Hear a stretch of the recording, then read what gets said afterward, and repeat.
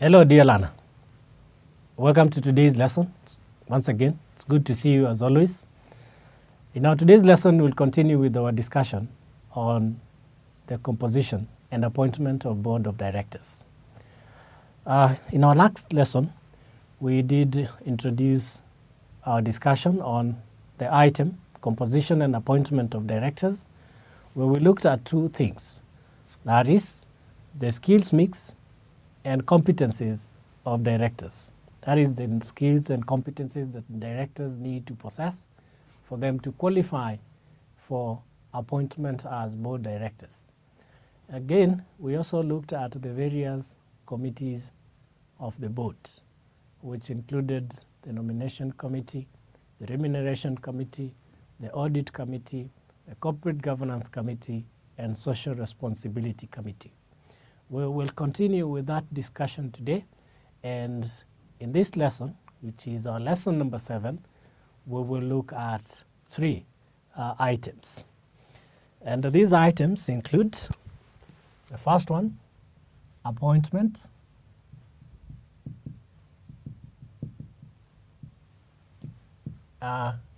re-election,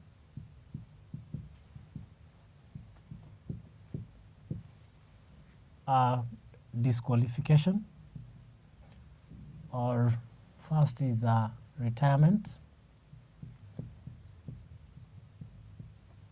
and disqualification of directors. Disqualification of directors. We will also consider directors' remuneration, and finally, directors' induction. Directors' induction. We will start off our discussion with appointments of directors. Now, in our previous lesson, we introduced or discussed the appointment, or better known as the nomination committee, which we said is the committee that is charged with the responsibility of appointing members to the board, or considering and advising the board on who qualifies for appointment as a board member. Now, basically, the process of appointing directors to the board requires that that process is transparent, rigorous, and formal, obviously to ensure that the people who are appointed to the board are appointed on merit and they have the capacity to perform director roles and responsibilities. So please note that the appointment of directors is largely going to be dependent on the nomination committee. It is the committee that considers the potential directors and advises the board accordingly on who needs to be appointed to a directorship position. It is advisable that all directors be issued with letters of appointment indicating what they are expected to do and the terms of conditions of appointment. Now, once a director is, or at the time of appointment to the board, it is important that they are issued with letters of appointment, defining or clearly stating their roles and responsibilities as directors of the company. Obviously, this briefs the director early enough before taking up the directorship positions for them to assess themselves whether they are able to execute those roles as it were. Other than being issued with letters of appointment in relation to appointment of directors. Again, the directors have an obligation. That must be made clear to them from the onset. They have an obligation to take part in a director's evaluation exercise at least once a year. And this evaluation is supposed to be on all directors so that there is no suspicion as to their being biased in as far as the director's board evaluation is concerned. And it should be indicated in this letter of appointment that that obligation exists so that the manager will be aware that their performance will be evaluated. Now, what does the best practice say about the appointment processes? Best practices requires that there shall be set up as such a nominations committee of the board, obviously to lead the process of appointing members to the board.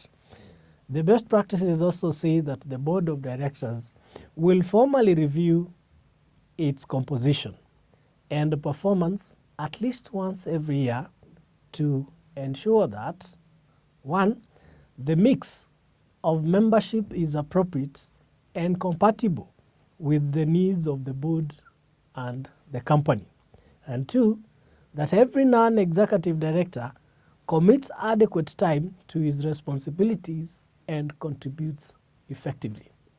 So the essence of annual board evaluation is to be able to review the composition of the board in terms of appropriate balance, in terms of adequacy of skills, and three, in terms of ability to commit sufficient time for board deliberations and decision-making process.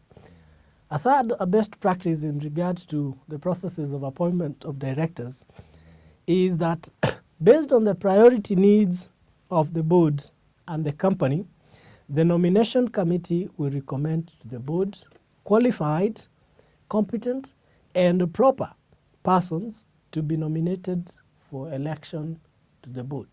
Please remember, shareholders do not have information on the competencies and capabilities of the people to be fronted for appointment or election as directors.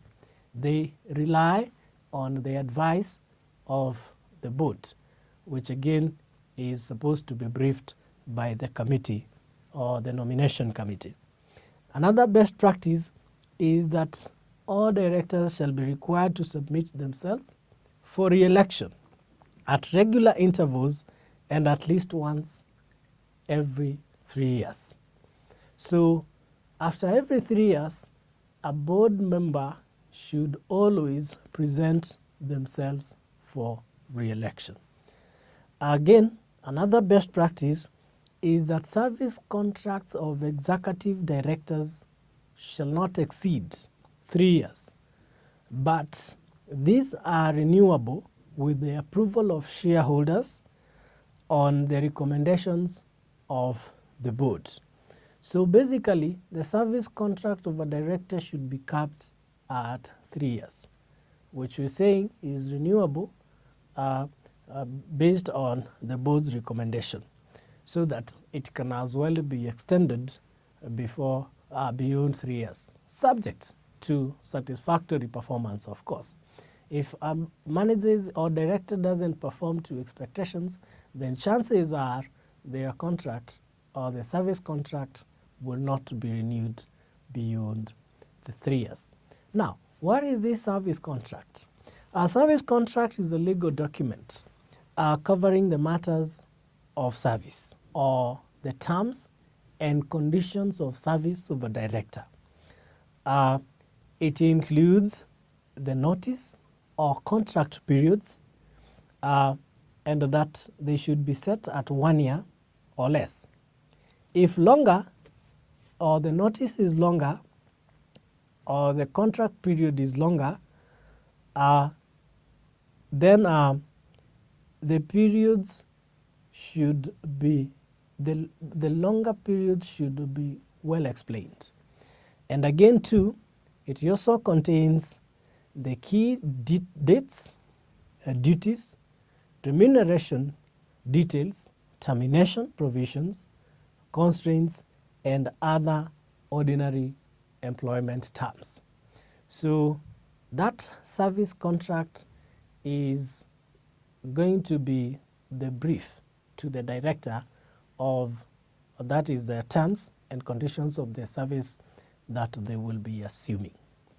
Now, other than the appointment of directors, there is the issue of retirement of directors. So, retirement.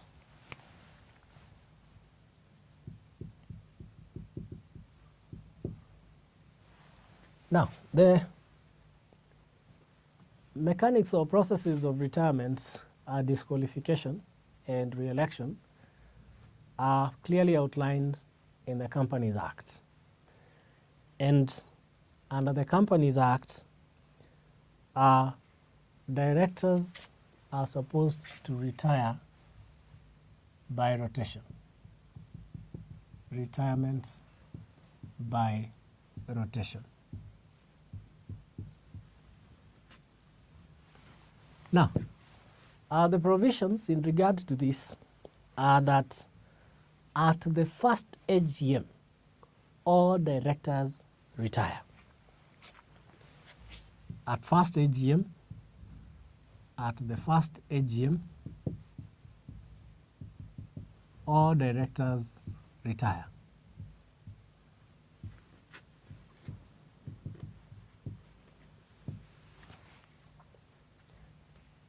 And at each subsequent AGM, 1/3 of the directors are subject to retirement by rotation. At each subsequent AGM,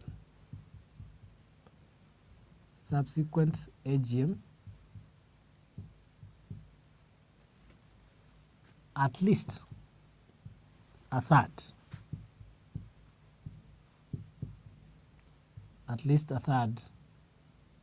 are subject to retirement by rotation. Retirement by rotation. Please note that the directors to retire by rotation are those that have been longest in office since their last appointment or reappointment. Another provision is that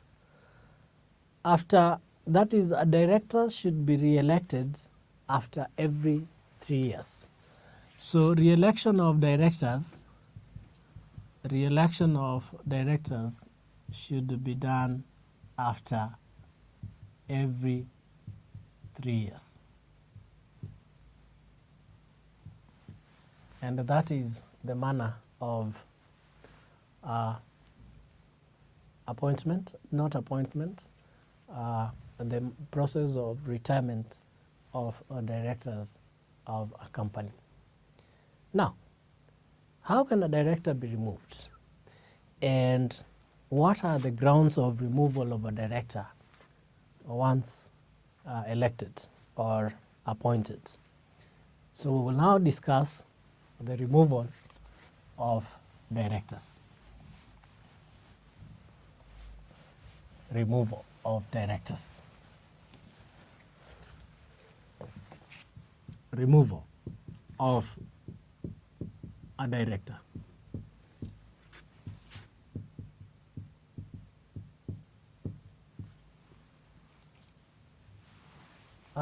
Removal simply means being forced to quit the office.